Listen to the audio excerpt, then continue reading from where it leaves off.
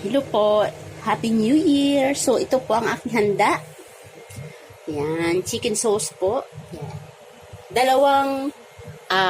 Dalawang klase lang po ang kanyang ingredients. Ito po yung ihahalo nyo.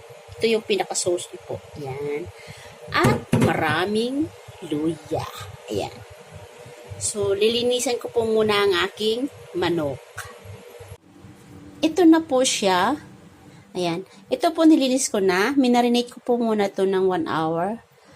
Kaya po kailangan marami itong ginger. Minarinate ko po ito ng asin lang po siya. Tapos nilagyan ko po ng luya sa loob ng tiyan. Look po.